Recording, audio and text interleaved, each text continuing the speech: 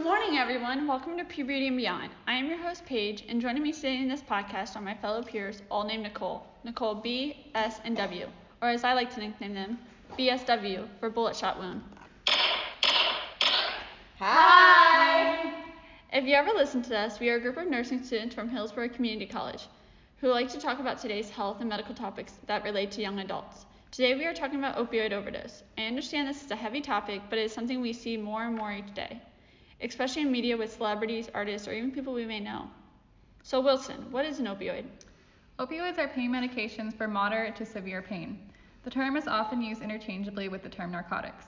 An example of a non-prescription opioid is heroin, which many of us are familiar with. Examples of prescription opioids include oxycodone, hydrocodone, morphine, codeine, and fentanyl. What causes this overdose? Opioids affect the part of the brain that regulates breathing. So when people take high doses of opioids, it can lead to an overdose, with slowing or stopping of breathing and sometimes death. There are multiple reasons why people overdose on opioids. One is some people take opioids just to get high. Others take extra doses in hopes to completely erase their pain. Some mix an opioid with other medications, illegal drugs, or alcohol. Overdoses can also be fatal if mixed with anxiety medications like Xanax or Valium. So what happens to our body when we are overdosed with an opioid? What are the side effects? Side effects of opioid overdose to the body are many, including shallow and slow breathing, confusion, small pupils, loss of alertness and unresponsiveness, and blue skin from poor circulation.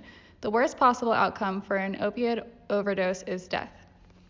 There have been many celebrities that have died from an opioid overdose. Some of them are people everyone is familiar with. For example, Michael Jackson. He died on June 25th of 2009.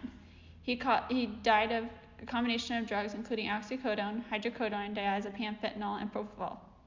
Another is Mac Miller, who died on September 7, 2018.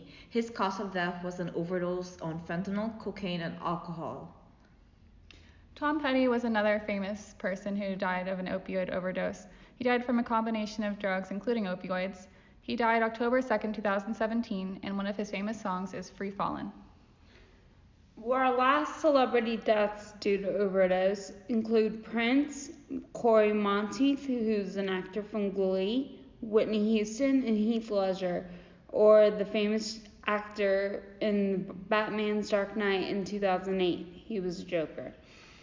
According to our current state legislature, as a management of the opioid crisis, HB 21, a Florida state law enacted in 2018 and now being carried out in hospitals, it restricts opioid prescriptions to no more than 3 days after being discharged from the hospital. This is to help reduce the overprescriptions of opioids that have led to opioid addiction and overdoses in the state. Some recommendations for whenever you go home is to place those prescribed drugs in a medicine cabinet or in a place high away from children.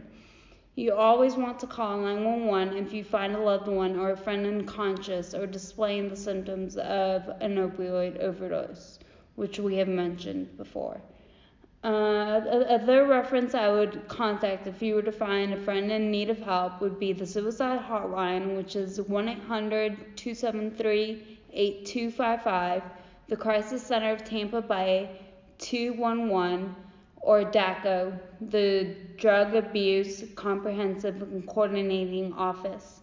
It provides temporary housing to both male and female adults.